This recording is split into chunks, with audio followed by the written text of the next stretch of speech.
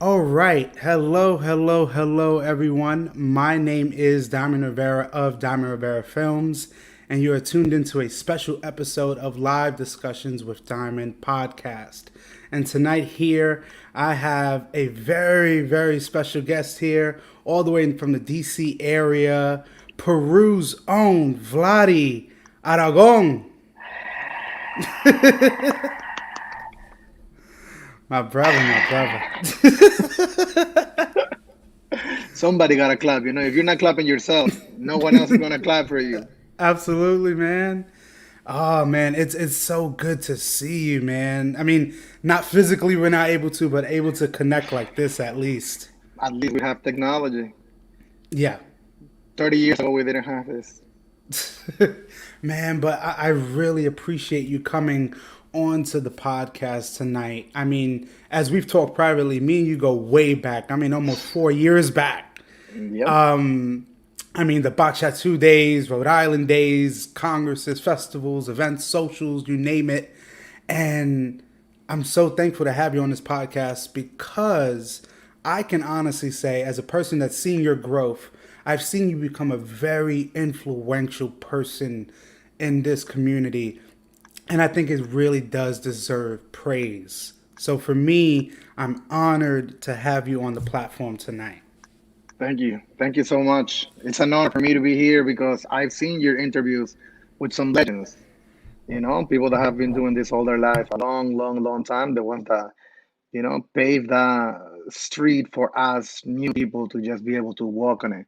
We didn't have to build it, it was built for us. So, Yeah, yeah, absolutely. And realizing that even now, through what we're going through, having an opportunity to kind of reconnect, reminisce, I think it's really important, but also to share the true story of who you are. Because I think a lot of times in our community, we really get lost in just the personality that we see, but now actually being able to understand the man beyond the stage is even more important. I think I'm still trying to become a man. I'm still growing. There's still so much growth to do. We're not there yet. I completely understand the transparency and the honesty, and I think definitely tonight's going to be really special. And at least before we even get started, I definitely want to let you know that throughout the interview, we will be having real live time comments coming in as we speak. For example, your boy Oh, Sammy has arrived. he would. He would have arrived. He would. Man, Oh my God, Sammy, can you bring me some soup, please? and The of what? course, of Oh, yes.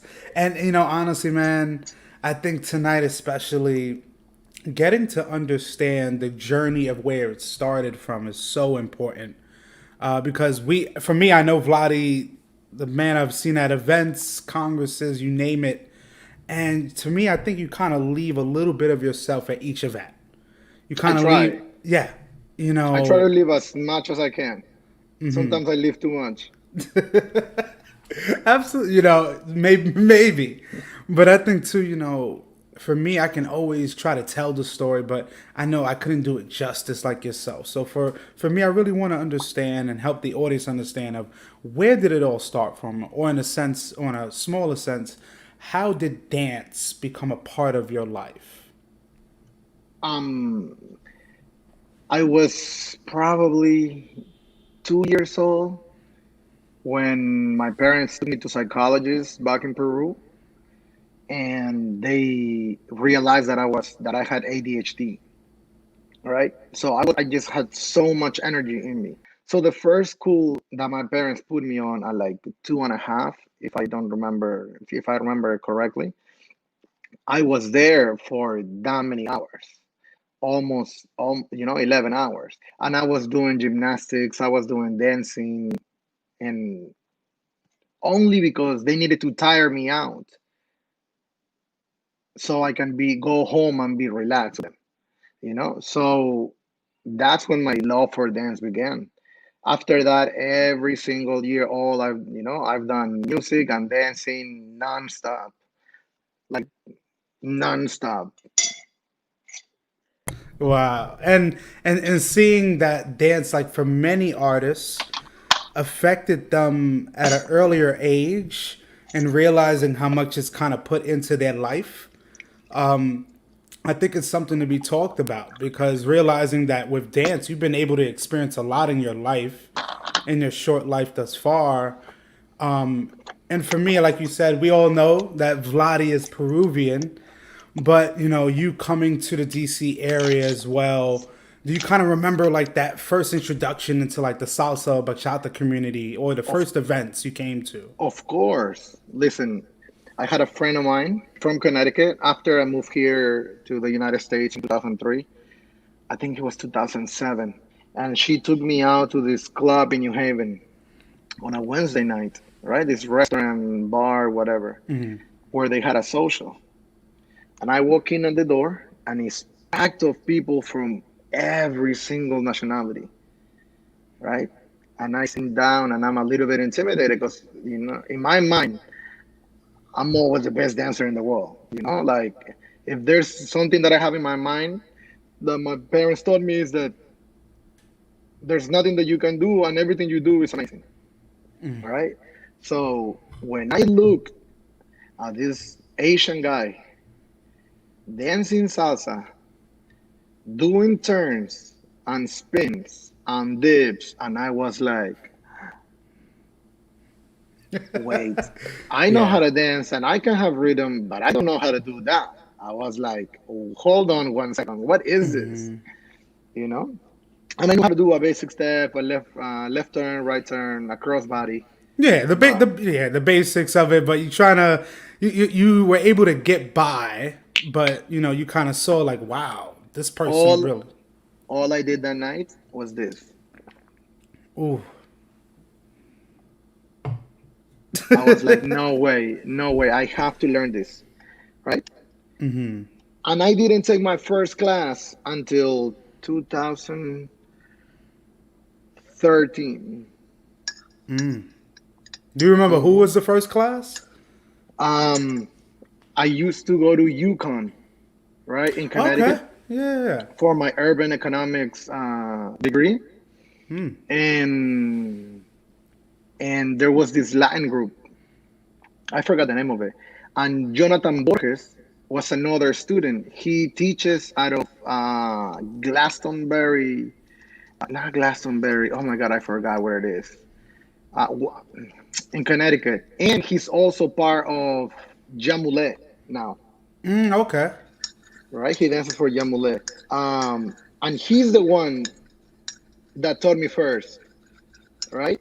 And then he was like, "Damn, bro, you learn quick," and I was like, "Yeah, where do I go to learn more?" Because Yeah. they're teaching just a university class, so it's Yeah. a basic things.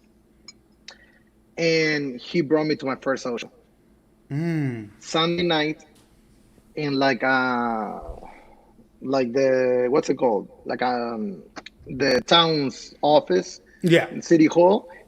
In the basement they had two rooms that were kind of empty, and I walked in and I was like, why are we going to the City Hall? What is this? We go down and then I hear the tum tum tum tum Dun, tum dun, tum dun. tum tum tum, and I was like, these white people have been hiding secrets from me.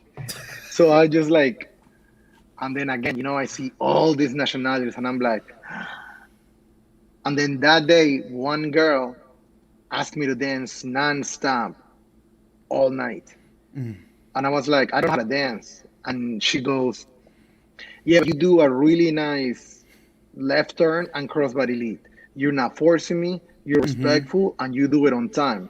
All these other people that are doing all this crazy stuff, they're off time. So I'd rather dance with you all night. I thought she got a little crush on me. I was a little skinner, so. Oh man. But she's the one that told me the first studio to actually go to that I attended later on.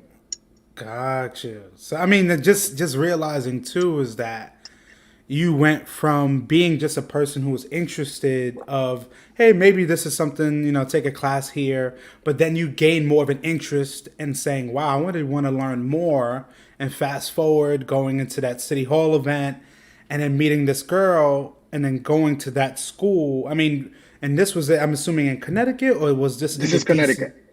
This is Gotcha. this is Connecticut in 2015, right? Yeah, or 2014. I don't remember.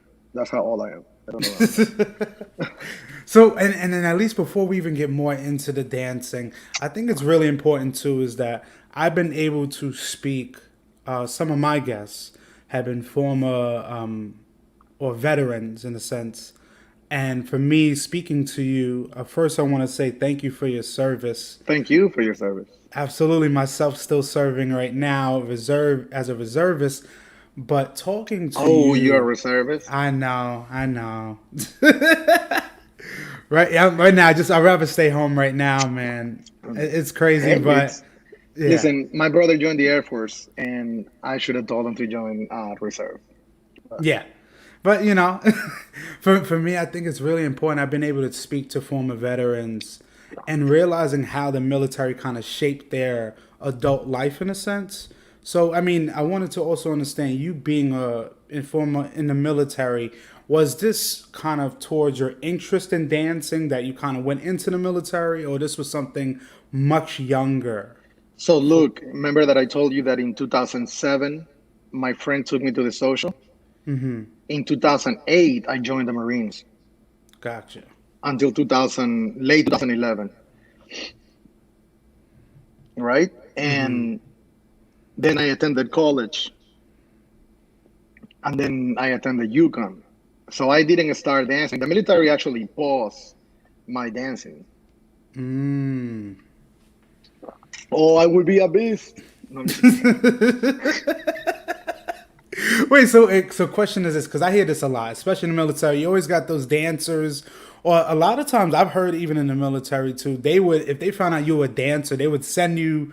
For me, they wanted to send me to Japan, To and teach them then how to dance. yeah, to teach. And I'm like, Yeah. yo, this is like a preferred destination for dancing military people. Yeah, no, I was not dancing in the military. I was having the best time of my life. I bet. I Oh mean, my God, I got stories. Oh my goodness. I mean, as a Marine, I bet you've been able to travel the world in a sense and just soak everything in.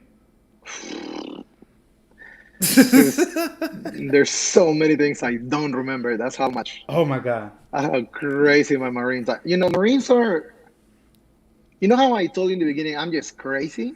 Yeah. So imagine that plus adding the Marine mentality.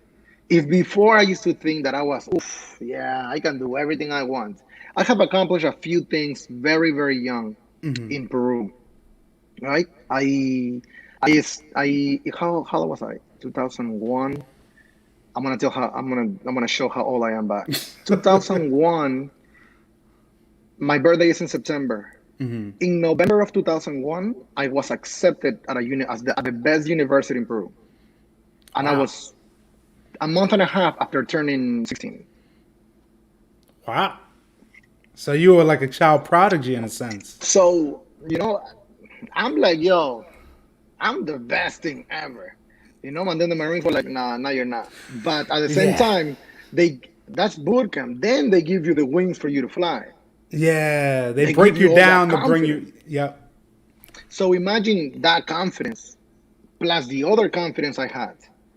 I was just grounded, but I was crazy. I never got in trouble. I'm very good at not getting in trouble. We don't know about that, Vladi. We don't know about that. I see the devil right behind you. Come on. You Hey, can't. but I So see that I just let you know in advance, like at least you let us know. You don't hide it. You don't prepare hide it from yourself. us. Oh my God. Even even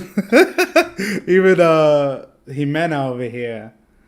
Oh my See. God, no. Listen, every time I pull out this pillow, she just wants to throw this pillow out. Yeah, and you graduate as 17. You do 1 year less. Wow. But I I did it at mean, 16 with a month on. So okay. So then understanding Jimena that. trying to pull me down. She's always trying to ground me. Oh my God. Can Listen, that's what I appreciate the most about her. the balance. Because if not, oh my God, I would walk on cloud 18. Vladi, yes, from the many places we've been, yes, I don't disagree.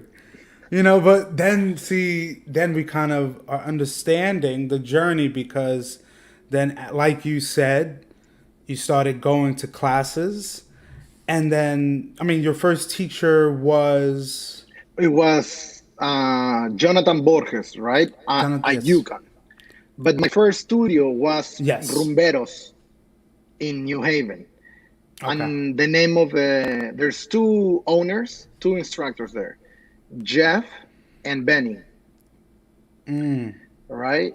Uh, Jeff is amazing in a very particular way. He's a salsa and bachata instructor and also a tango instructor.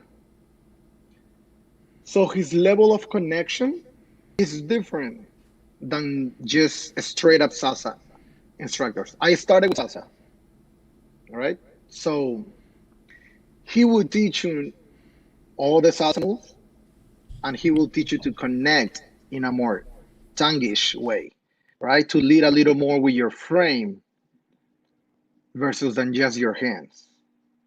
So that was very, very helpful from day one. and so then again, understanding then you were with rumberos. So, and this happens really in a lot of the dancers' lives, and it's amazing to hear also that you started with salsa because that's what I've seen that kind of being a common denominator with a lot of bachata dancers. They always start with salsa and then kind of transition into bachata.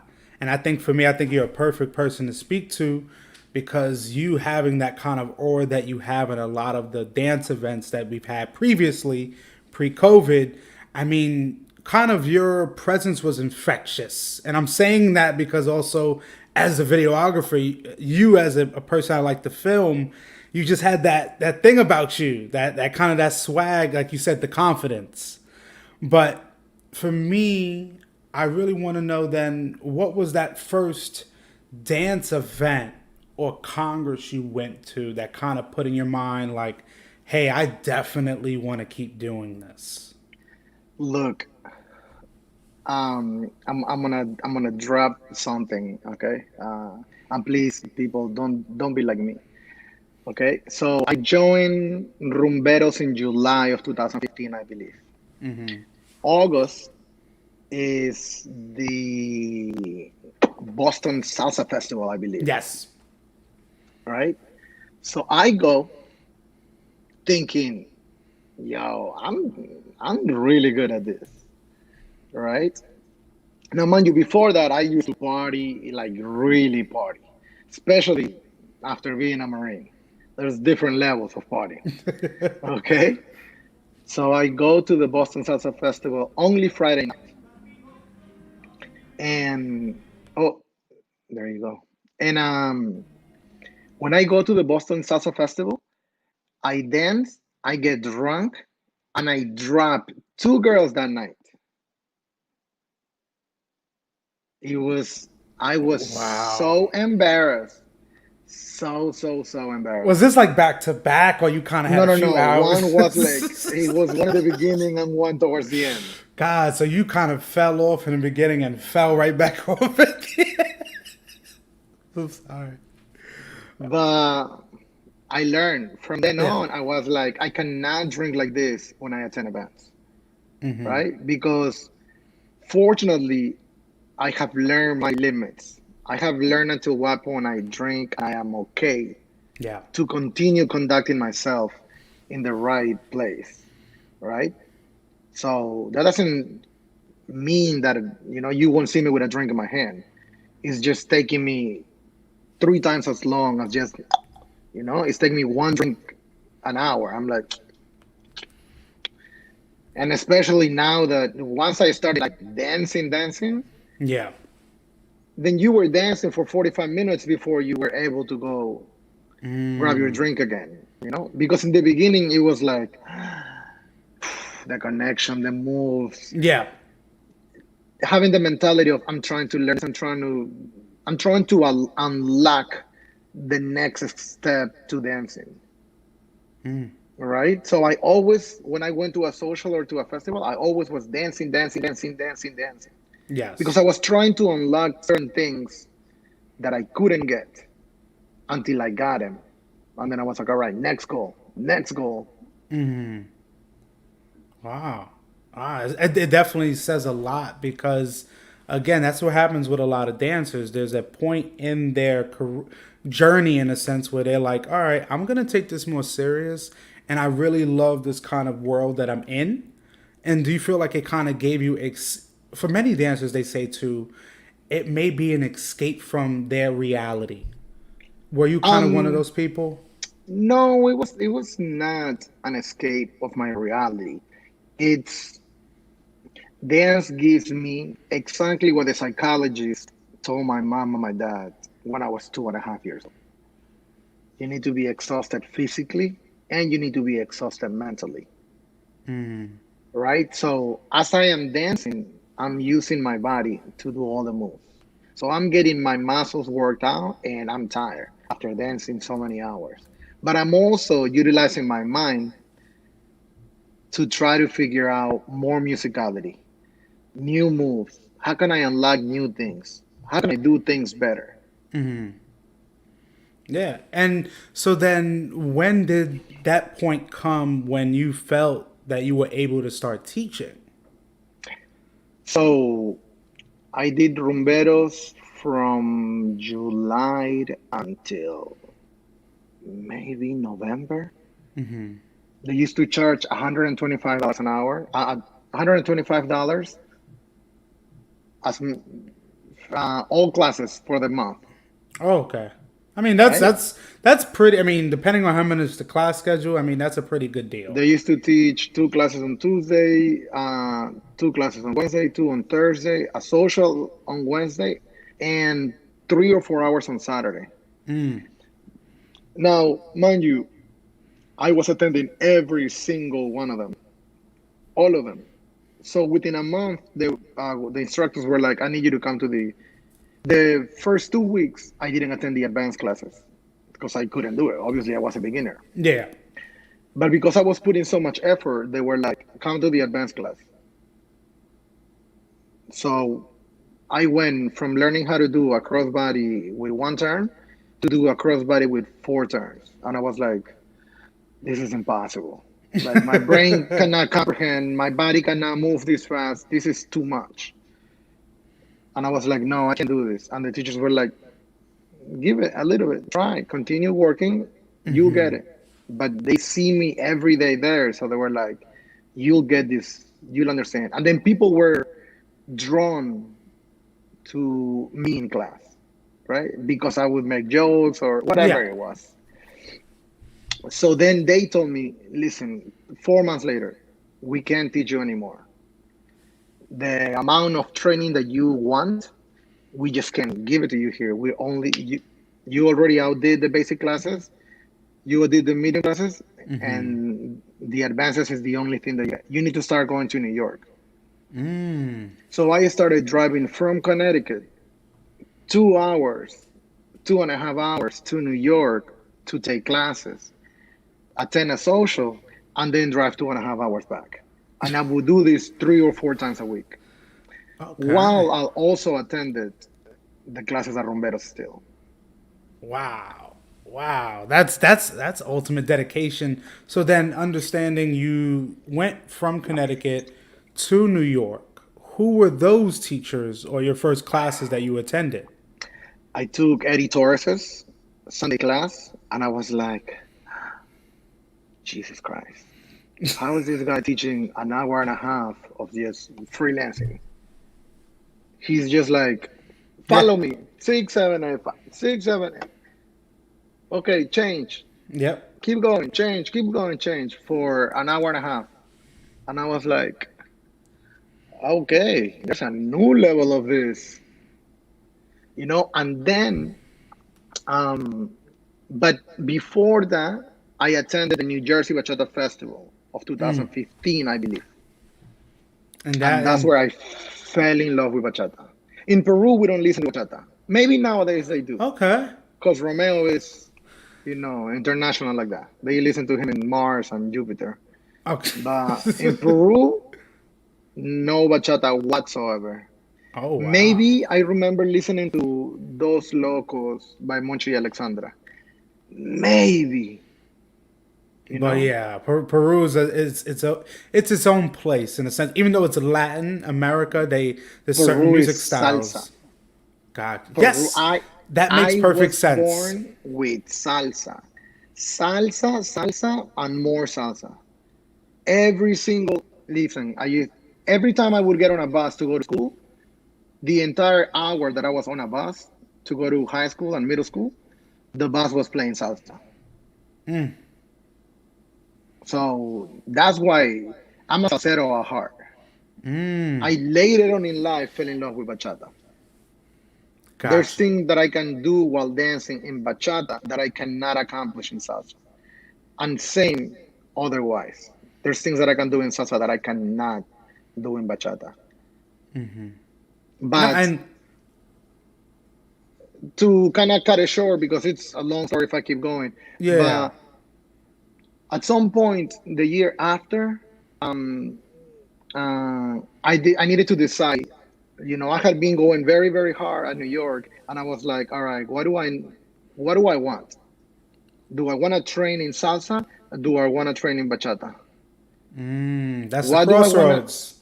What do I Yeah. want to become the best at? I can't be trying to do both. If I do both, it's gonna take me twice as long as if I just pick one. Right? So I dropped salsa and I chose bachata.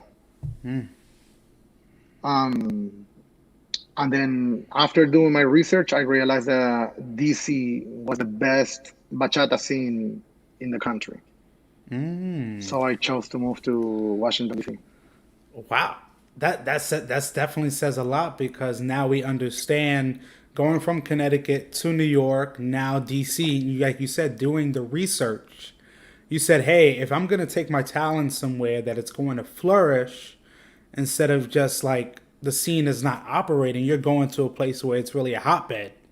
And then understanding the mass amount of events that it really has had. I mean, with salsa, but especially with bachata, I think it was the perfect fit. DC was incredible. DC has this unity in their bachata scene that New York didn't have at the moment Yeah. back then. And there was no instructors, at least for the type of bachata that I wanted. And so wait, You know, that also begs the question then, when you started, like you said, you made the decision to kind of stop salsa and go into bachata. Did you feel like you wanted to adopt or adapt to a specific style that you wanted? Did you kind of mirror yourself after someone, or was it from the various training you would kind of mesh and mold everything together to create something of your own? listen, I didn't shave my head because I love my hair, but I wanted to be attacked as so bad. Like he was so smooth when he Yeah. danced that I was like, I wanna be like that. I used to go to New York, right? So I joined New York Touch. Yes, I definitely do remember seeing you there for I sure. joined New York Touch, and salsa that's living in our blood. Saca las chelas. And cheers. And I joined New York Touch, and I was heartbroken because when I joined New York Touch Bachata, it was El Tigre and Bianca teaching. And I was like, oh my God, I thought it was going to be Águila Alemana. Then later on, I was so glad that it was Tigre and Bianca who were teaching it. Because Tigre his mind is, Gotcha. he's playing chess when he's sleeping. I appreciate Tigre so much. His level of everything Yeah. he does is just so inspirational to me. And then because I didn't get Ataque Alemana, I joined New York Salsa Touch so I can get Ataque Alemana. Gotcha. And I study and study and study Ataka. I was like, when is he doing his weight switches? When is he stepping? What is his hand doing? But I was always questioning why. Why are you doing this? That way I don't have to learn the steps. I understand the reasoning why, and then I can incorporate it towards me. And then later, I also was watching Daniel and Desert, Cork and Judith, and I Yep. was like, all right, I like this. I like smooth. I like this. Yep. And that makes total sense because I think with many dancers in our community, everybody kind of has their individual style, but you can tell when someone kind of has an influence from a specific artist. And again, I appreciate the honesty and transparency of you saying like, "Hey, my intention was this, the result was different, but in the end, everything worked out." And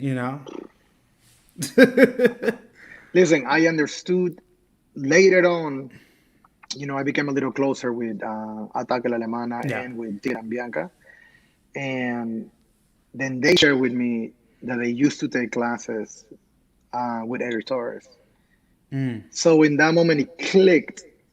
I was like, oh, all the things that I learned from Eric Torres and the way that you guys dance, oh, It makes sense. the things that I took at Yamule and the way that you guys move and you guys think, oh, I understand it.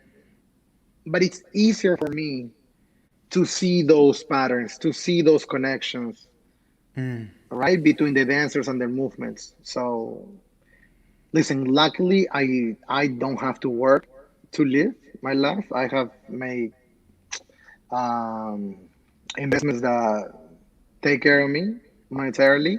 So when I first started, before I used to go, like I used to watch dance videos all day nonstop, and I would study and study and study and study. And then that's why I was able to drive to New York all the time, because I didn't Gotcha. have to work. I mean, that's a blessing in realizing that you took advantage of that opportunity at that time, and then realizing because you definitely touched on it was the thing that kind of changed your perception on a lot was the New Jersey Bachata Festival, and I'm assuming this is where you met the infamous Mikey G. Mikey G. No, I probably met Mikey G in New York. La Chica Locas probably, or probably one of his events. Yeah. Pura Vida's anniversaries. Yeah. I remember him performing to Romeo Santos Oh once or yes. twice or three times or four times or five.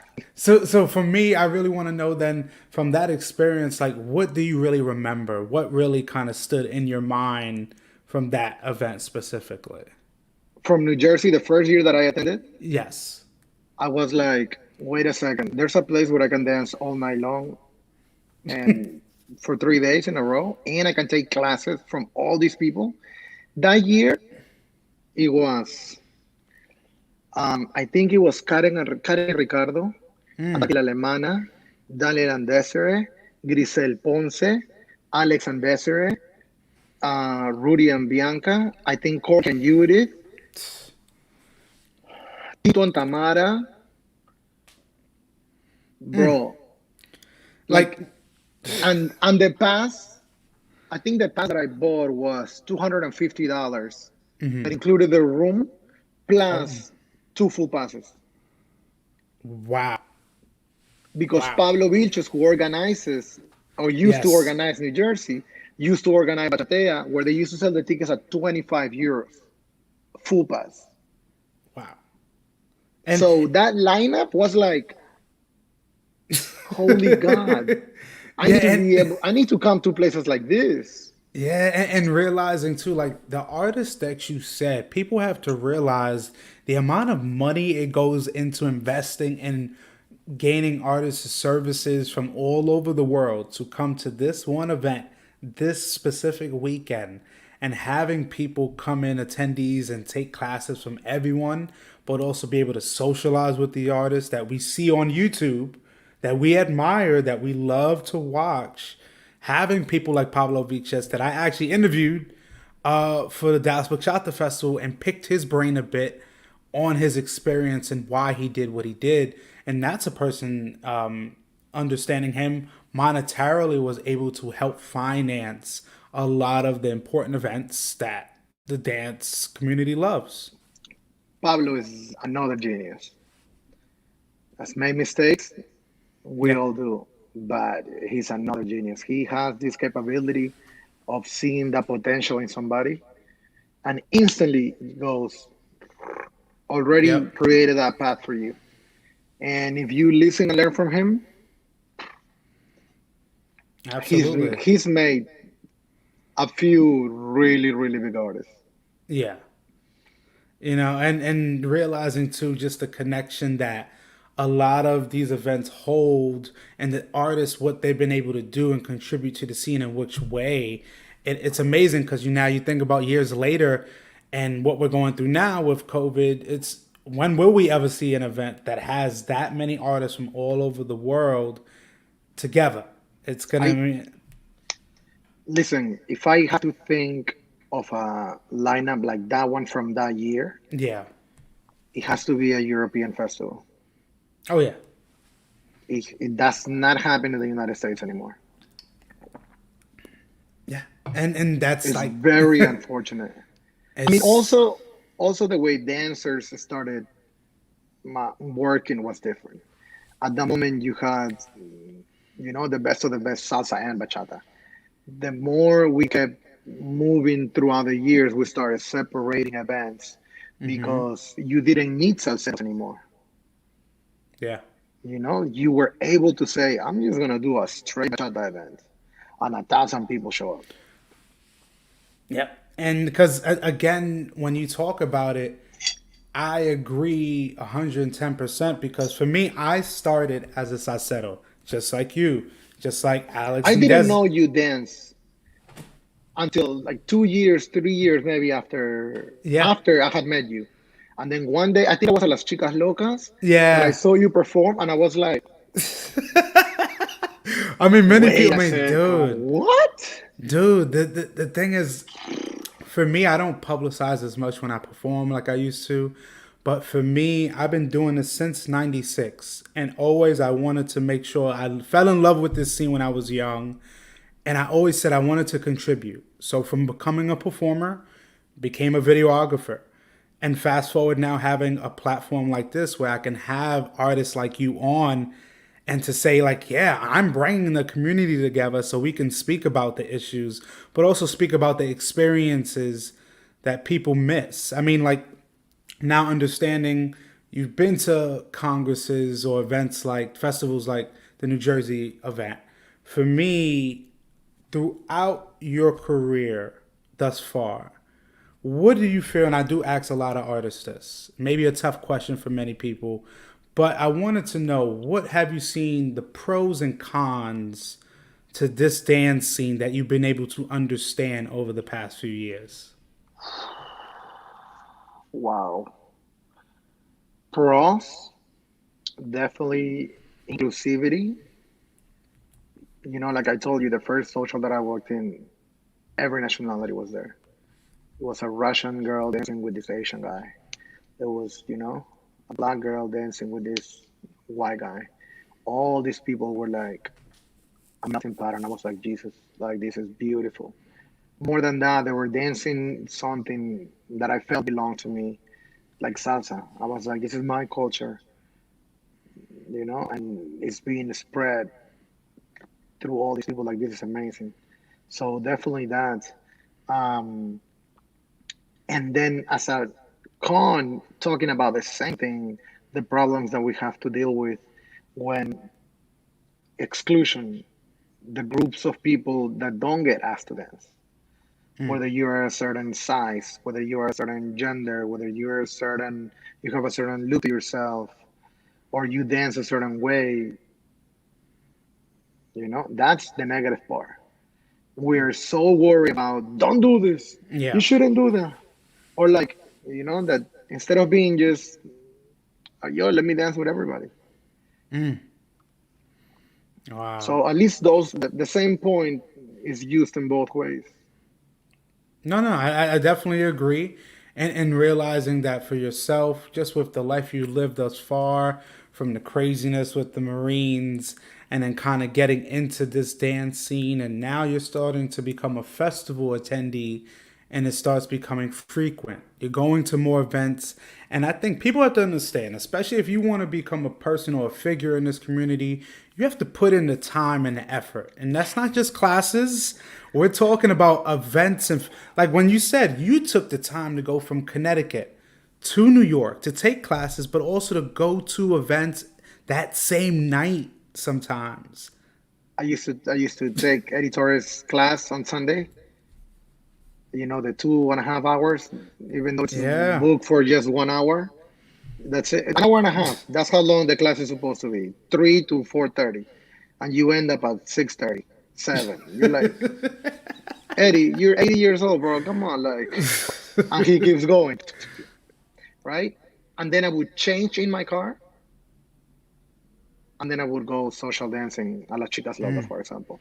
And because I didn't know that much, I would sit down and I would just watch all the pros. Because remember, las chicas locas salsa after 9, 10. Yes. You have Eddie Torres, Junius Grisel, you have everybody. And Everybody's I was there. and I was like Carlos Safa, everybody, all the Yamule dancers, everybody. And I was I know. like New York City has this beautiful scene, or used to have. I don't know. I haven't attended socials, at least salsa socials there in a long time. But I Yeah. was like, one class that I used to attend, I attended 2 or 3 times, was Franklin Diaz. Oh my God. Yes. Oh And I man. was just like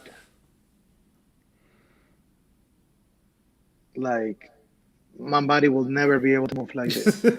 Like, I don't care how much I train, I will never be able to move like this. His musicality is so amazing, out of this world.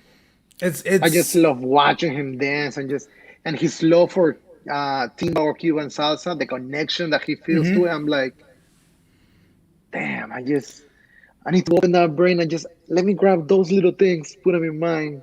no, absolutely. And for me, it's like to realize everything you've been talking about. I can honestly say that you are a true student of the game. And realizing, the I could say almost you could realize you're putting those 10,000 plus hours in to get to the overall goal of things of what you want. Look, I went to New Jersey that no, October, right? January of the year after, I went to Spain for a month and a half. Wow. And how was that? How was that? Because I mean, And then I went the year back, you know, because I was yeah. like, all right, like, where do these people come from? Because Ataque Alemana weren't available to me. They Mm, just weren't available because they would come to New York to train me once a month for 4 hours. And I will get all the training that I can, but it's not the same it's than not. training every single day. It's I definitely have not. to put that muscle memory in my body. So I was like, where do I need to move so I can take daily classes with Ataque La Alemana? They were like, we don't do that anymore because we travel so much and we need to rest. And I later understood why you want to rest that Tuesday and Wednesday and Thursday, because those weekends kill you and destroy your body.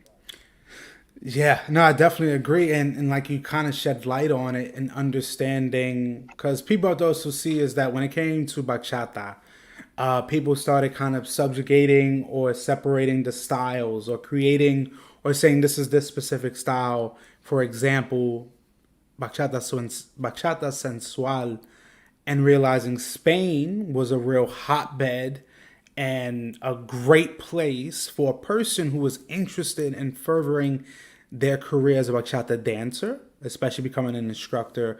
I've been told that Spain is a great place to go to train and to become, I guess, in a sense, a better or more complete dancer.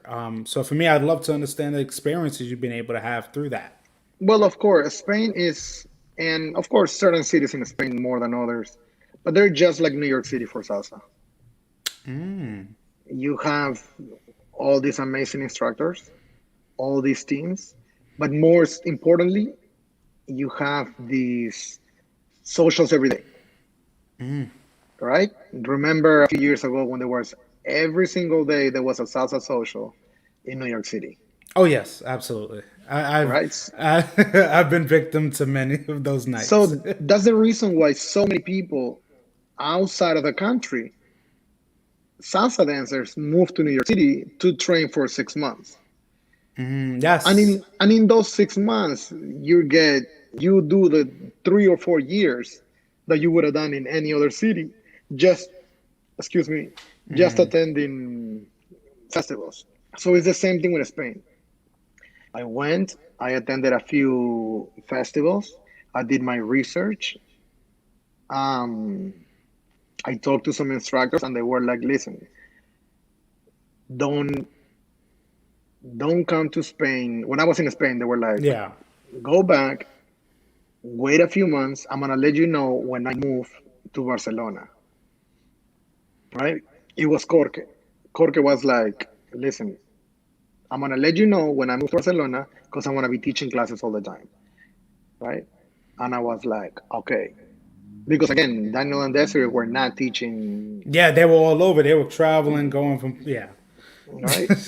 And Cork and Judith were living in Oslo, Norway, right? So they were moving to Barcelona because Barcelona is very, very central to the entire Europe. Gotcha. And flights are like $20 to go anywhere. Oh my god. Yeah. That's perfect if you want to travel to different countries, man. So I mean, like, So the first time that I went, I attended a few festivals, and then I spoke to Cork, and Cork was like, "I'll let you know." Okay. So I came back.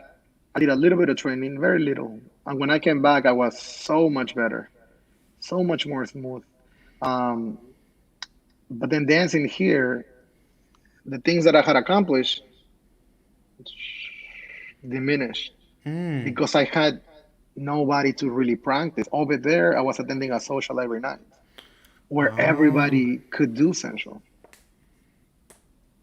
gotcha. It's you could be the best body roller in the world, but if you have followers that cannot follow and do not understand, you are like, hold on 1 second.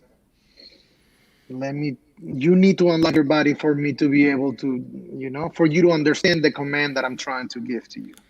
I got you. And when you're saying that, I know what you're trying to say because people have to understand is that when we go to these socials or people think that what they see on YouTube that they can recreate that in a social dance setting and from experience a lot of times it does not work. But having you be able to talk about it and saying like, "Hey, I'm learning, but also I would love a female or a follow here to allow me to help because what I'm was kind of being put in front of you is not really helping." Listen, I used to, every time I would find somebody that could follow, I would dance with them 45 minutes, Oh my god. an hour and a half, non-stop, song after song after song after song. Wow. Because I was That's like, because my connection was different. And the fellows understood that. So they just wouldn't stop dancing with me either. It wasn't that every single one of my dance. No, it was that I would find one person at one festival. And with that person, I would dance for 45 minutes, an hour and a half on Friday, and then again on Saturday, and then again on Sunday. And it was just because she was the person that was able to understand the language that I was speaking. wow. And so then understanding when you had your time in Spain, coming back to the States, or in DC, I believe in particular, did you feel a difference in your overall progress as a dancer? Did you feel like coming back and going to that social setting, did you feel like kind of new things are moving or just something different? Well, yeah, so I came back and I was still living in Connecticut. Okay. And then I chose, after coming, I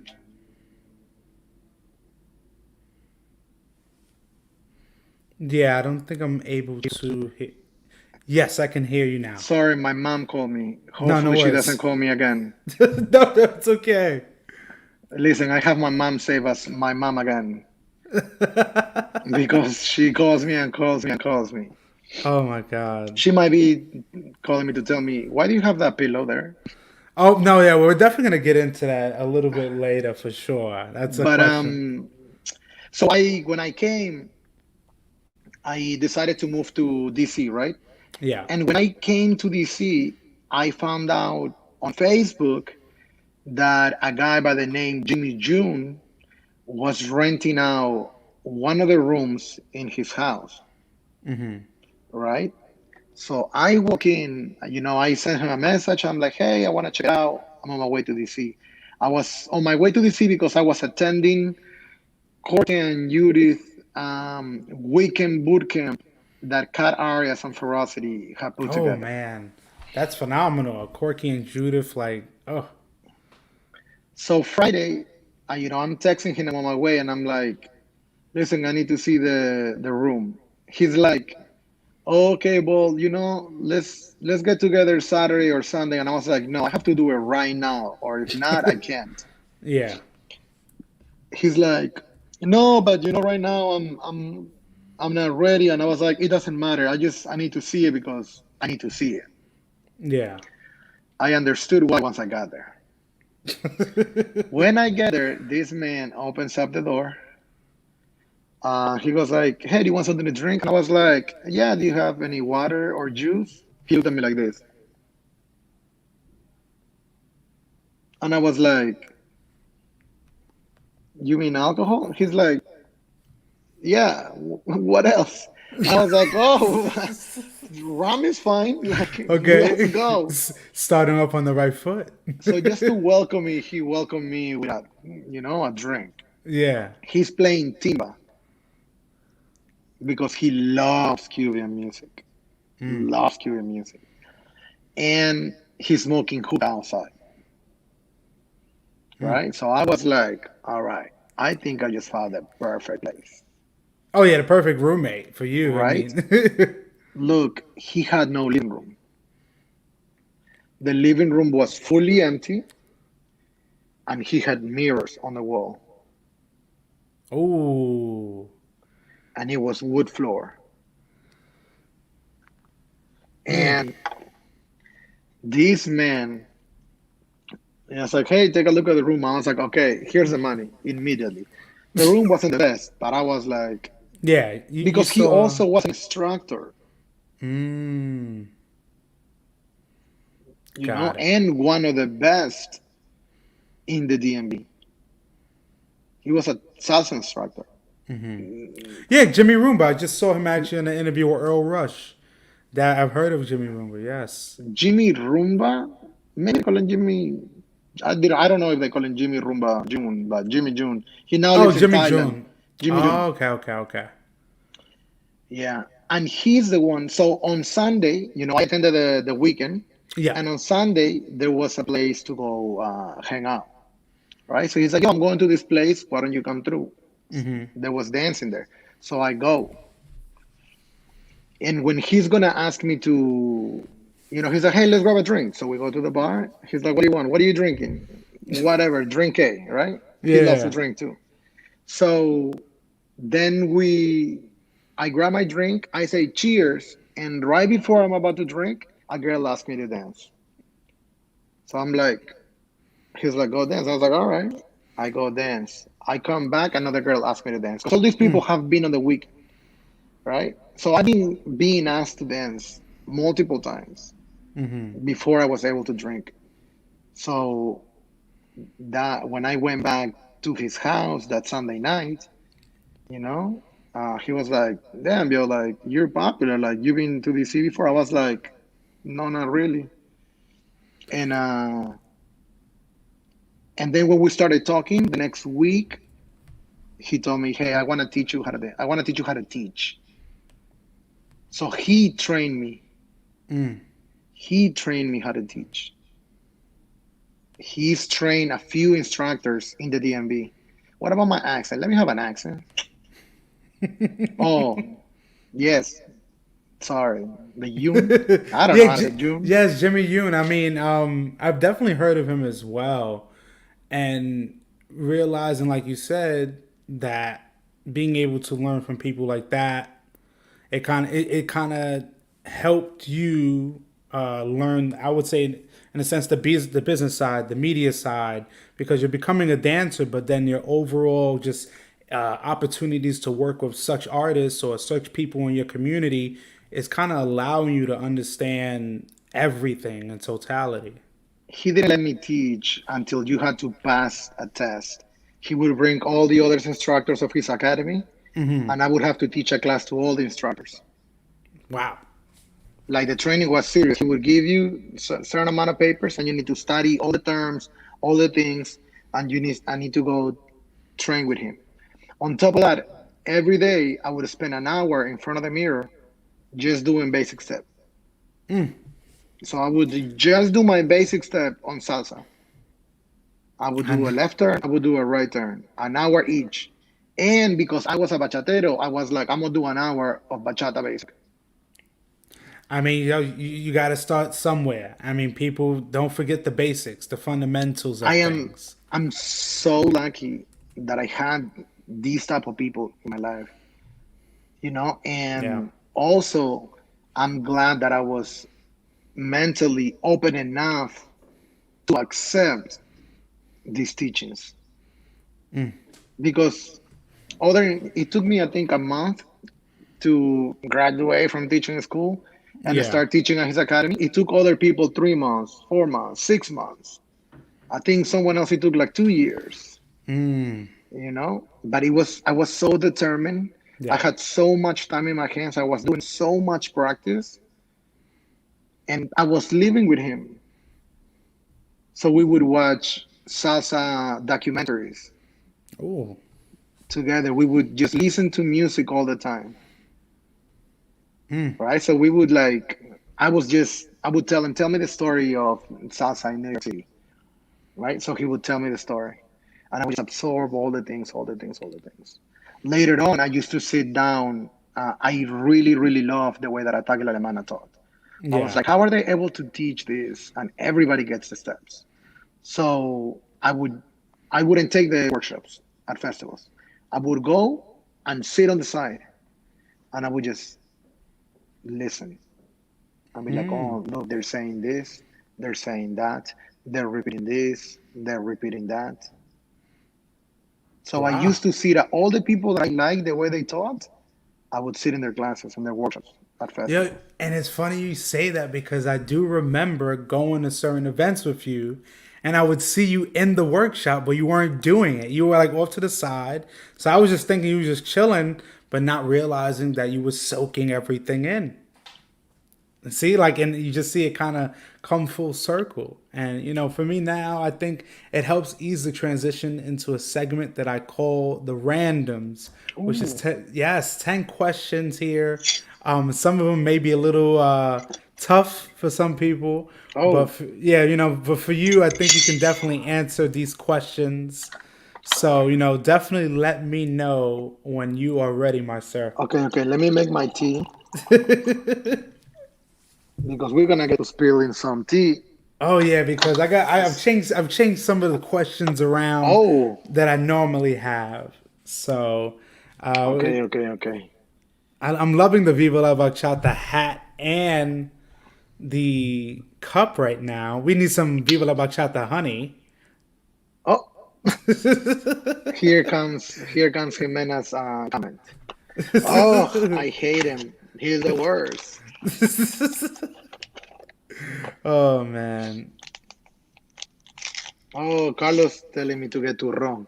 Why don't you, Carlos, tell your mom to make some turron? I'll pay for it. Look at him. Yeah. Man, but I definitely think too. I love doing the random questions because it helps me and the audience get to know a little bit more about you, but kind of at a faster pace. So I definitely love to see the answers you come up with. Oh my God, I drink too Uh, much tea. If you know what I mean. Let's see if I can hold it. Absolutely, man. So, all right, the first If not, question. if I cannot hold, is there a way that at some moment pause and I can and come back?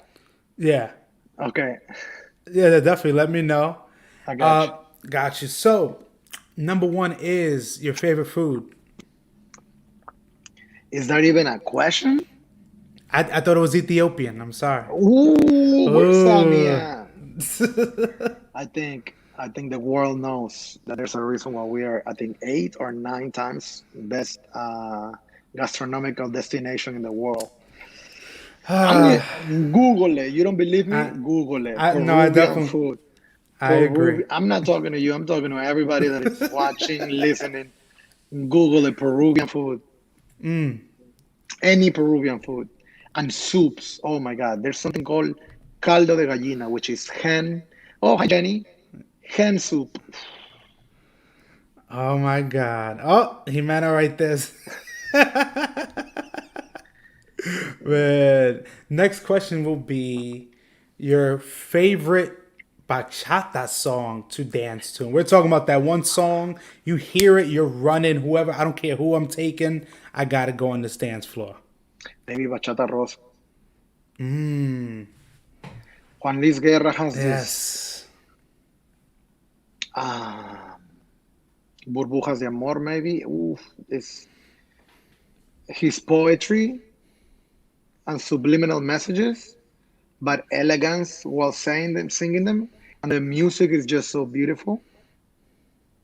Like it complements the reasoning why having sensual bachata. I think it's just Juan Luis Guerra is probably one of my favorite bachateros. Okay. Next one would be, and this might be a little spicy. What is your worst social dance experience? Well, dropping those. I mean, I think you maybe it I'll, was I'll tell that. you. I'll tell you a few. I dropped a few girls. I've been elbow in the nose. Oh, we all know that. We all know that experience. I've been stomped by a heel. Oh my God! I think I couldn't dance for 2 weeks. Oh, Yeah. Um. Also, I have dislocated both of my shoulders. oh wow. So sometimes, dancing is a little painful, Wait, so you but mean your shoulders have popped out of socket while you were dancing? no, they haven't popped out while dancing. They used to pop out before, but they don't anymore. Right? Okay. I had surgery in one of them, and the other one I don't. Okay. But you can ask Jimena. I sometimes grab her hand, put it here, and I go like this, right? And it Gotcha. sounds Yeah. because I have pieces of bone Oh. that are grinding on my shoulder. Oh So my God. it's a little hurtful sometimes, but Okay. pain and pleasure go hand to hand. Next one would be, and this might be a tricky one, your favorite female follow. Actually, you know what? Scratch that. Your favorite follow of all time. That's a way better question. I appreciate that you have changed it like that. Absolutely. Um, I have had different favorite dancers as Yes. my level of dancing has evolved or has changed, right? 5 years ago, I used to find a new a new dance crash, a new person that I was, oh my God, I love the way this girl dances every weekend. As my level started going up, as I started seeing things differently, as I got softer and became a better leader, the filter became much harder to go through. So it's also very, what can I say? What is the word? It's difficult for me to choose because I have danced with amazing dancers. I Yeah. dance with Jimena in my living room whenever I want. Like it's Okay. so she's amazing. She's an amazing follower. Okay. Part of what made me fall in love with her was her dancing. You know, I've danced with Nair. And even Nair is a little, even Nair is a little easier for me to dance sometimes than Jimena is because Nair is smaller. Yes. So sometimes when I want to spin Jimena multiple times, You have I to don't kind of, have the same energy that I have when I hear here. yeah. Daniel And Castillo loves Jimena. Loves Jimena. Every randomly is like, sends her a message. Oh my God, you're still my favorite. I swear to God, ask him. man, Um, but the most beautiful connections that I have with dancers. Also, my ex dance partner Carla, outstanding dancer. You know, who else? Sara from Dario y Sara. Andrea from Luis and Andrea. You know, like these people. But Itzy, my favorite. He's talking about Jimena. But like to me, when I go expecting this is an instructor, she's gonna be amazing, then I don't get the same feeling as if I just, hey Diamond, do you wanna dance at a yeah, festival? I don't know you. Okay. Or you just come up to me and you ask me, and then we dance to a song, and I'm like, wait, hold on, who are you? I've you don't done have that that. to You don't have the expectation. You're kind of that going blind. expectation kills it sometimes, right? So when I've been surprised blindly by people, I'm like, Jesus Christ. Listen, I didn't know who Gabriela was. She lives in Spain. She was living here for a few months, and she went to Masters of Bachata, and I danced with her for 45 minutes because I was like, Jesus Christ, who are you? Yeah. Like you just follow absolutely everything I lead, you know. So, but it's because I didn't know who it was that I was Yes. like, I got that. So most of my dances, I danced with Leah that now lives in Miami. I danced with her in New Jersey Bachata festivals a few years ago, and I think I danced to one of Juan Luis Guerra's song.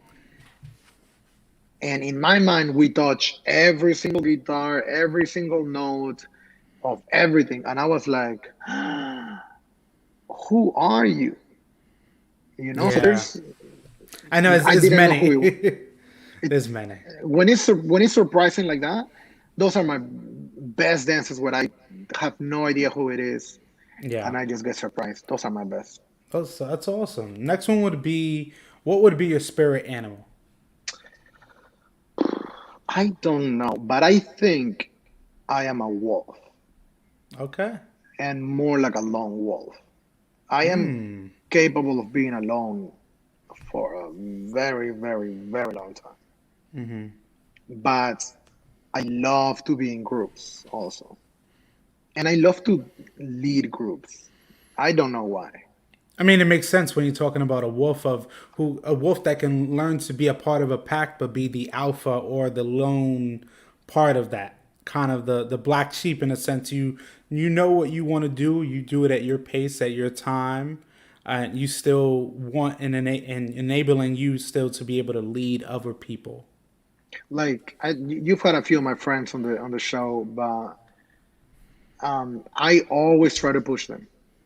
I'm like, yo, you need to do this, you need to do that. Come on, let's go. Try it, get it. Come on, we're wasting Yeah, time. Let's go, let's do it. All my friends, all of them. And sometimes it bites me in the ass because you can't help people that don't want to be helped, yeah, you know? But I'm always trying to push my friends to grow, you know? If I grow alone, it's pointless.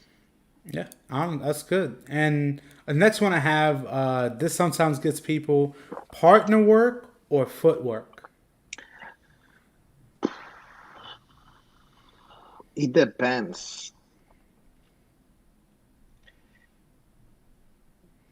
because each one of them give me love differently, right? There's the amazing feeling of expressing the music that you're listening through your own movement, right? Which we would say footwork, which I don't think that footwork is enough of a word to Yes. capture how much movement is being put. Because when I dance, I'm not just static from my knees up, and it's only my feet that are moving. It's my whole body that is moving. That's When the I try to body hit, movement. when I try to hit musicality, sometimes I hit it like, So I think that body movement is better used than footwork, but Yeah. that in itself for me to prove, or that feeling that it gives me for me to express how I feel when I hear a song, it's it's an amazing feeling that I get. But for me to be able to express what I am feeling when I hear the music and make someone else be able to hear things that maybe they don't hear, it's also amazing. I don't think there's one better than the other. I think I love both equally, to be honest. Okay. Next would be your favorite. If how should I say this? If it was one festival or congress or event that you could be at right now, and we had no COVID going around, what is that one event that you had to? All right, all right. I love the. I'm loving it. No, but look, at Viva La Bachata, it would be Viva La Bachata weekend festival, whatever you want to call it, Viva Bachata event. We had DJ York, DJ Manuel Chitro, DJ Soltrix, and DJ Immersive, and DJ Cello. Wow, This that's set a of DJs in the United States all in fest one place at one time. playing back to back to back. It's not like they have an hour each, 2 hours each, because they are all so good friends. I mean, I'm really good friends with them. I think I've stayed at all of their houses, right? They just go 3, 4 songs, they will switch. 5, 6 songs, they will jump in again, and they will. So you get a completely different experience because a festival, yes, you go for the instructors and you go for certain things, but at the end of the day, you're going for the music. Yes, I Like think that's I the fell in love on my festivals at DCBX. When I went to DCBX the first time, I was like, wait, there's 4 rooms where I can go dance? Oh my God, this is amazing. I mean, So, yeah. and in the United States, I don't think we have ever had that lineup, ever. No one has ever had all of those DJs. In Europe, they've had it. I think they had it Bachata Day 1 year and Bachatea. Yeah. But And I'm and telling we're you, talking the about Ask Tigre if you ever interview him. Like Bachatea and Bachata Day are gigantic events. oh yeah, no, I mean I've had to talk with him and he definitely talked about those, but he definitely talked about Croatia and that event I'm of so its sad I have not gone to Croatia. I know, I've heard, but I love again that you can speak so highly about your event, Viva la Bachata, because from the photos and visuals that I've seen, just the atmosphere is different. Oh, I haven't even posted the photos. Listen, I'm gonna tell you something. I used to live in Spain, right? So while I lived in Barcelona, I met a photographer that used to work for Frank Santos, right? And he used to take photos of his nightclub, his nights, his socials on Wednesdays and Thursdays. And he took some of the most beautiful photos I've ever seen social dancing. So whenever we were choosing photographers for Viva La Bachata, um, I told Emerson, I was like, we have to bring this guy. I was like, when you, and he had been to Spain too, so he knew who he was and his work. He was like, all right, let's do it. And we brought a photographer all the way from Spain Mm, just to offer something different and a different type of quality. And of I course, like. we had Carlos. Yeah, of You course, can't media have Viva rep, La, you can't have Viva La Bachata without Carlos. Mr. Media Rebel himself, and again, I love that you can incorporate people you've met outside of the country and the people locally in your community, your friends, and allow them to work with your business, and I think that's awesome. We try to hire, we hire Dance to Beat from the DMB, Ferocity from the DMB, Juan from the DMB.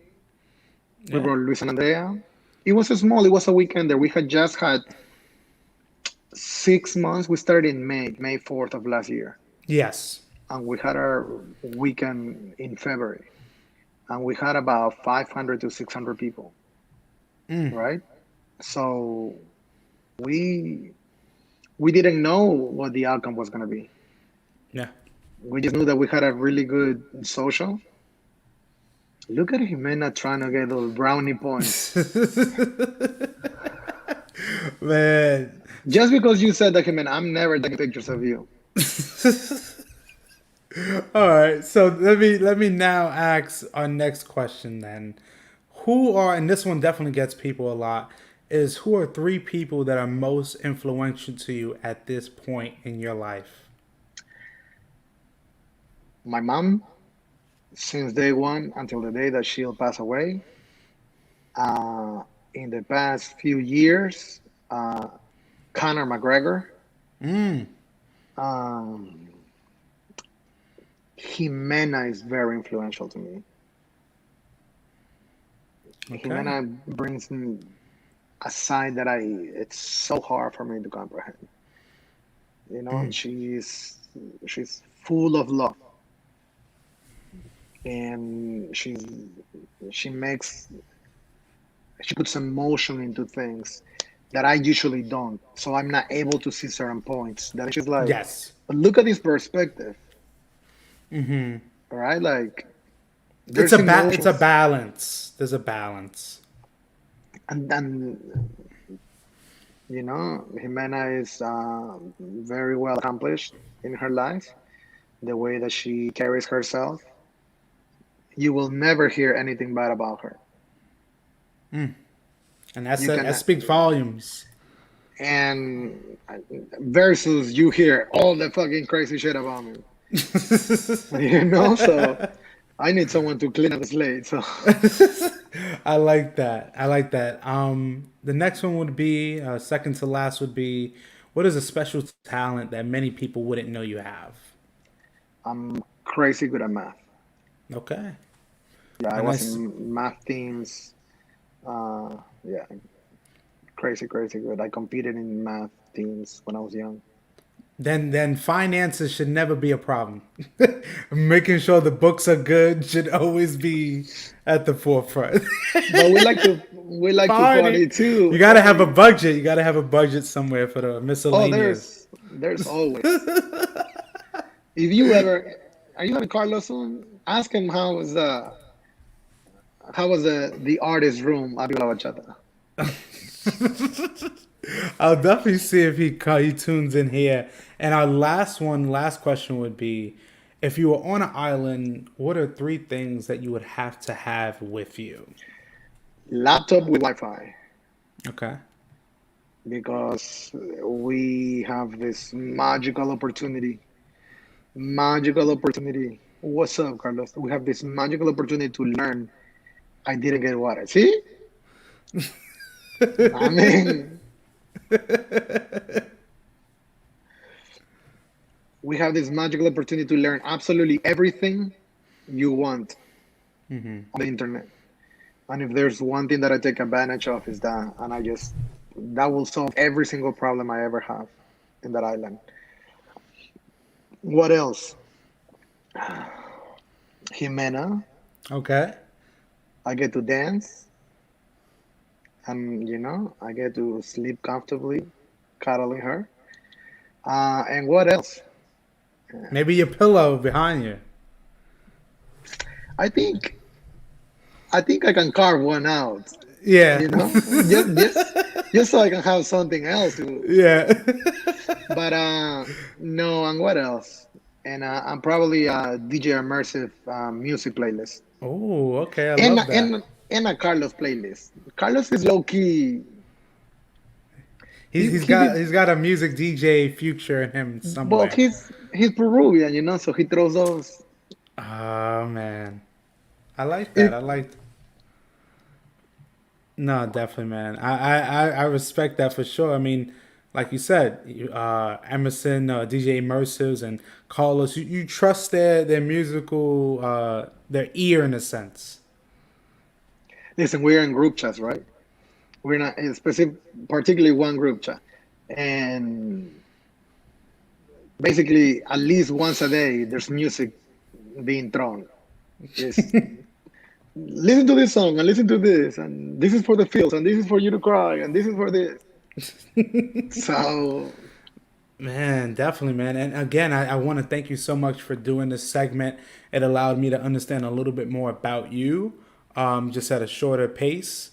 And now it kind of helps me transition into kind of the conclusion of really our interview and understanding. I would say, in a sense of understanding, besides your last words before that, realizing that in the times that we're in now, going through COVID, going through our quarantine, we've seen that our dance scene has been hit immensely throughout the world, especially in DC, in New York, LA, Florida, Arizona, what have you.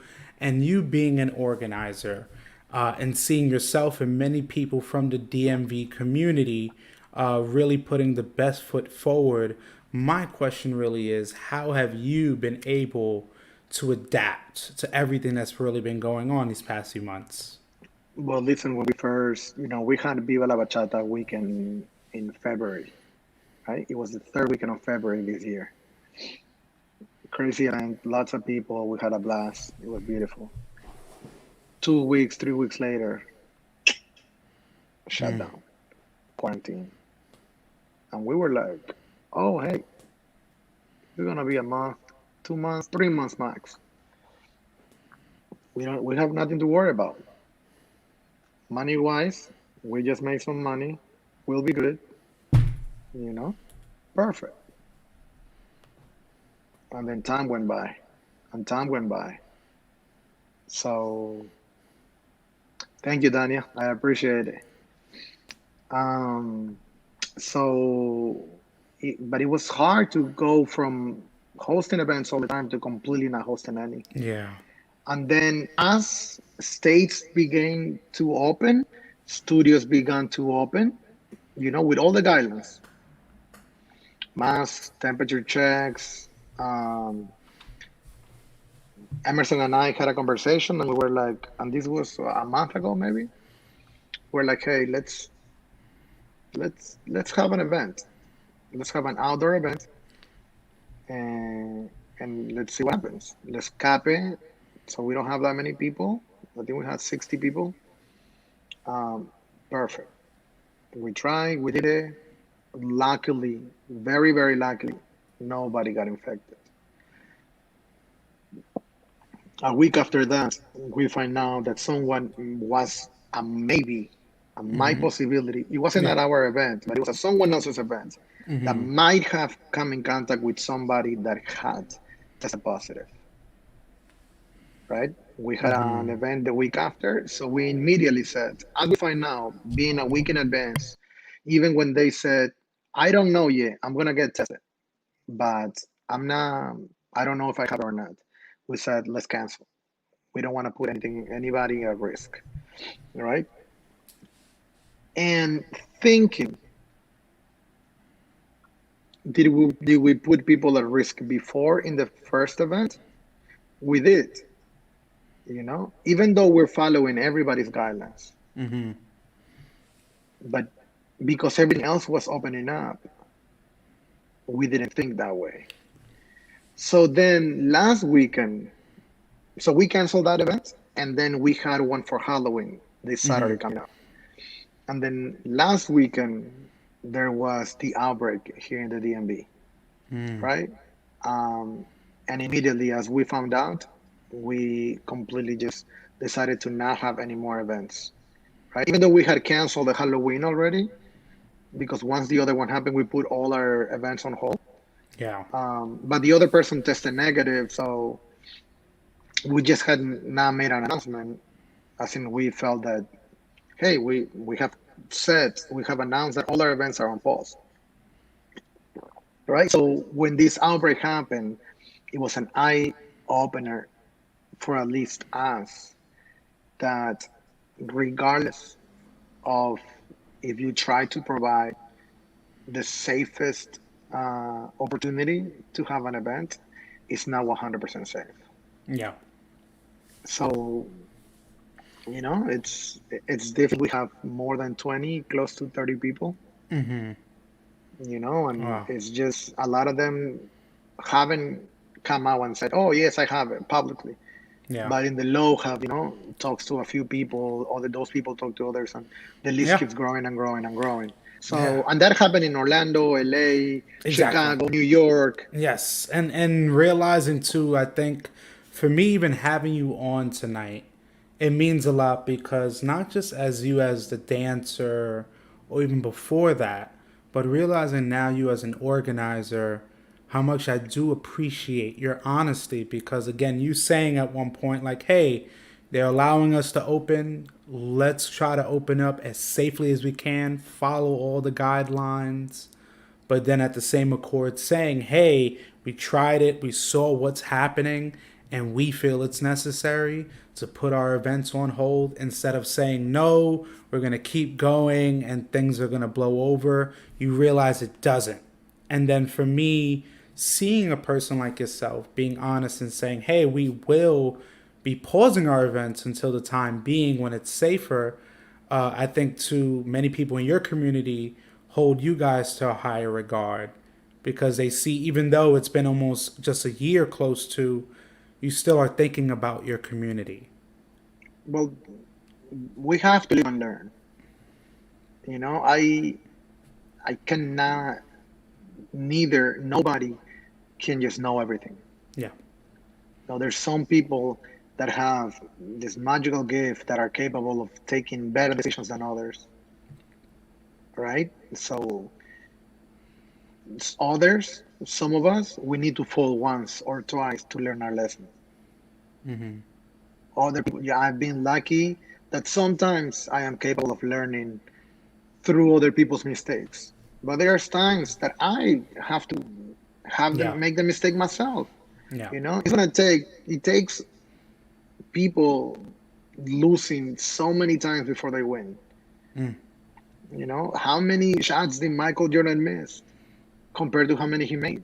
It's you have to keep trying, you have to keep getting better, you have to educate yourself and have change. I think that's the most important. That's one of the things that Tigre taught me in the dance world, right? His vision of before I used to think like that, now I think differently. I have to change. And he says it whenever he MCs a place. I used to be the guy that be like, "Hey, mommy, look at," and now I understand that I shouldn't do that. Yeah. So it's the same thing with organizers. We think that it's okay to have events, but it's way better not to have them. You know, even though states like Texas, Florida are very open. I mean, there's events happening in the entire United States. Oh yeah, absolutely. But it's just more of again, people are learning from other people, whether it be mistakes or whether it be positive. But again, I really am hoping just again that the DMV community in particular as well is safe, is doing well, and the people that have been contracting this virus do get better. And I do hope again it's people like you and others that I love communicating with to understand what they're seeing for the future. So for me, at least, to understand before anything is what do you see for the future of our dance community? Right now, I mean, we're in a very, very difficult position. You know, some event organizers who take this as their first way of income are Yeah. hurting. Instructors, studio owners, they're hurting a lot. So I think a lot of them have to find different ways of finding revenue. Not everybody has the possibility of teaching online like the big superstars. So I think first we need to worry about how we as a community can help our local businesses, small local businesses, that are trying to stay afloat. Absolutely. That's one, but dancing, we can put dancing on pause because at the end of the day, being static is the worst choice you can make as a human being. There always has to be movement. You always have to be learning, continue growing. So we have to continue trying new ways for this dance community to exist. Virtual classes, then that's what we gotta do. Yeah. Maybe social dancing is not the right thing right now, but maybe Yeah. it's time that we focus on learning the basics one more time. Yeah. Like, not Yeah. every not everybody has put 10,000 hours. When people say that you gotta put 10,000 hours to master something, it doesn't mean 10,000 hours of no sleep and drunk at festivals. Those hours don't count. Your brain don't remember anything. You know, you have to be sober and present mentally for you to be able to put those 10,000 hours. Absolutely. Absolutely. Thank you, Especially, Caro. and realizing, Thank you, T. especially understanding your role in this dance community and understanding, like, even though we joke around, we have fun, you got that little devil in the back. I think, to be honest, it's crazy. It's almost like I can see the devil in the back, but I see somebody that truly is pure and honest in front of me. And for me, Listen, I was very, very lucky that I was taught. My mom has been a speaker for a very, very long time in Peru about equality, about women's movement, how to change so many things in Peru, poverty, kids that don't have. I've been volunteer. I volunteered since I'm like maybe 4 years old, 5 years old. My dad used to work for a nonprofit. My mom used to work for a nonprofit, as far as I remember. Um, so I was taught to always be fair and give opportunities to those that don't have it, right? And to treat people very, very fair and to be very, very um, loving to those that can defend themselves, that can express themselves. yeah. So I was taught very early to stand up for others. That's been a problem of me a lot. Like I've stood up for a lot of people, sometimes the wrong times, just because I saw that they couldn't, and I put myself problems because I was trying to help someone that needed that help. Mm, But it's the same thing in the dance community. yeah. It's it's so easy to have an event, have a problem, and just don't answer to nobody and don't make the right choices. Yeah. What's difficult is to say, yo, I messed up, but I'm gonna do and work as much as I can until I try to fix this. And You and know? and And that's I'm I'm an angel when I'm good, but I'm Peruvian. I grew up there. Where I've been listen, I think I was 11 years old when I got robbed on a bus, in Peru. right? In Peru. Like, and that's happened multiple times. As I'm walking on the street, they will open up.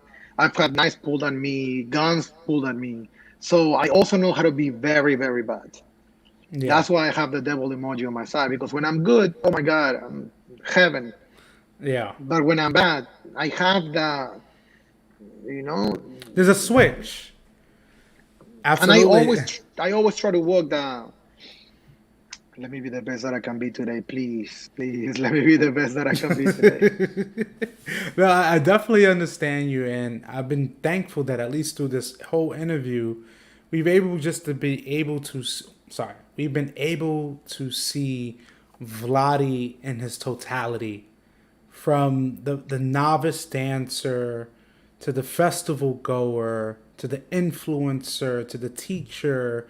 But again, I think most important, we understand Vladi more as the human being. So for me, I think that's the greatest gift we've been able to have. And at least before we do go, are there really any last words that you can leave myself and the audience, but also some contact information on how people can reach you and find out about future events? Um, vivalabachata.com, vivalabachata.com, and vivalabachata.com. Find us on Instagram, on Facebook, anywhere you want. DJ Immersive, follow DJ Immersive, Jimena Torres, Carlos Iguas, Media Rebel, Sean Batista, Ferocity, Cat Arias, ferocitydance.com, Carolina Bonilla, Mikey G, Pura Vida, All these places you can find me at. Not Mm, because they belong to me, but because they're all my friends. So when they grow, I grow. When mm, they do good, I do good. Jenny Vesca, Bailacura, Jorge Charum, Bachateando, Tigre, Chicago, Tampa. Yeah. man, I love it. And words. Always keep learning. Always keep trying. Like, we have not reached the best yet. Yeah. And we will tomorrow. And always I love what you're talking about because again, it's just the pure transparency and you saying again, you need to work hard enough to get to what you want. But again, it's not going to always come easy. It's going to take time, it's going to take effort. But realizing that you, as a person, you can say that you've grown and evolved over the years from your military background, from just your life experiences in Peru and the States, from your hours of traveling and taking classes, and the list goes on. But just to see your life from then until now is something truly to be celebrated. So for me, I always tell a lot of my guests is that, again, this is our first interview, and I definitely want to come back and do a second interview because I think you really can't tell the full story in just one interview. And for me, I think in this time that we've had thus far, I've been able to learn so much more about you, but also appreciate the man that you've been. Thank you. Thank you so much. I really, really appreciate it. And yes, one interview is never enough. We need hours of hours of hours. No, absolutely. And honestly, I've been thinking about in the future doing a panel with yourself and other festival goers and understanding what events can do to become better, learning from the attendees themselves. So Of that's something, course. yes, that's something I'm definitely going to do in the future. Have yourself, I would love to, and other guests on to this podcast so we can talk to these organizers and let them know when you do come back, these are the changes we want to see. This is what we did before. We sent a survey Yep. out to people anonymously. Hey, what do you like? What don't you like? What do you prefer? What was your best? What was your worst after Viva? And we learned. It took too long. It took to this. The dancing was amazing. The music, the lights were too bright. The lights were too. They weren't so good. You know, there were clicks. There weren't clicks. It was hot. It Yeah. was cold. It was the Vladi. You acted like an asshole. Whatever it Yeah. was. Some people praise how you act. Some people hate how you act. But we take notes to all the things. I have a beautiful relationship with Kat Arias from Ferrari Dance Company, and she always sends me a message with Jimena and go like, "Really, you had to do that? Be careful. Learn. Look, there was a mistake made here. There was a mistake made there. Learn, learn." So I love to take that intake from a few people that are looking for my best interest. You know. No, absolutely. And I think people like Kat, people like Jimena, and many in your community, but abroad, have seen your evolution over the years. And honestly, I know when things are back, I wouldn't even say normal, but to a new normal, and we can have some type of events in the future. Again, I hope people can look back at this discussion that we've had thus far and just see how much of a human or a great human being that you are, just than a media person or a DJ or just a personality. You're so much more than that. So, for me, And I'm not a media person nor a DJ. It's funny. Like I've taken some videos, but more than that, I've directed a group of friends that were all videographers. So I yes. was more like the creative director of that team, right? Because as an artist, I have that artist vision through different things when it's music, when it's visuals, when it's Yeah. anything. You know, I'm not a DJ. I cannot DJ at all, but I am capable of producing some songs because I have this free time, because I'm friends with Saltrix, because I'm friends with some of these DJs. where I've been like, can I sit down with work on this? Can I learn? Can you teach me? People don't know the amount of work and amount of research that somebody does to accomplish things. Yeah. It's so easy to say, oh my God, that festival was bad. Oh my God, that song is bad. Oh my God, this shouldn't exist. But if people don't take that first step, how are they supposed to get better? Absolutely. And I think it's just experience is the greatest teacher in life. So I think that through people's experiences and over time, people will learn to become better versions of themselves. So, at least like I've been able to learn through this interview is just to constantly learn and never really settle for less. And for yourself is that I love is that even with your obstacles you've had as a youth with having ADHD and fast forwarding now and seeing how successful you've been, I mean, no diagnosis is going to deter you from where you've all the success you've had. So I mean, for me, you're definitely a symbol of confidence, which is a word I've heard throughout this interview. So I think I walk the fine line between confidence and cockiness, and it truly depends on the perspective of the person that is seeing it. yeah, Because sometimes we look at it and we're like, oh my God, why is that person so cocky? Like, who do they think they are? And other people are like, yes, that person yeah. has confidence in themselves and they believe they can accomplish things, and they are able to say it out loud. That's one of the reasons why Conor McGregor is one of the inspirations that I have. You know, No, no, absolutely. I and definitely he can love. talk shit. I love Conor McGregor, but I love the MMA. And for me at least, learning throughout this whole interview about like your journey, the stuff that you like, the music you like, the festivals that you like, things that you've been able to contribute, but also as an organizer and as a person in the community, creating surveys, giving the right information, I think is so useful. And I hope it allows other people to be inspired and do the same thing in their community so we can come back to something special. Because I know when we do have that big, big event, it's going to be so special.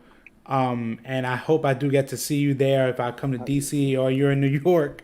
But, I definitely hope Tr- we can see each other again for sure. Trust me, Jimena is dying so she can dance again. And I am dying to dance again. So hopefully things get better. The situation in the world gets better. So we are able to go back to dancing some way, somehow, the way we used to. But right now seems like it's going to be very, very difficult. Yeah, but again, I appreciated our talk tonight. I hope that you, Jimena, and the rest of the DC family is staying safe through these tough times, and definitely we'll be in talk soon. And everyone, please be on the lookout for a future interview with the infamous Vladi. Thank you so much. Thank you, my brother. Thank you to the audience. I hope everyone has a great night, and be on the lookout for the next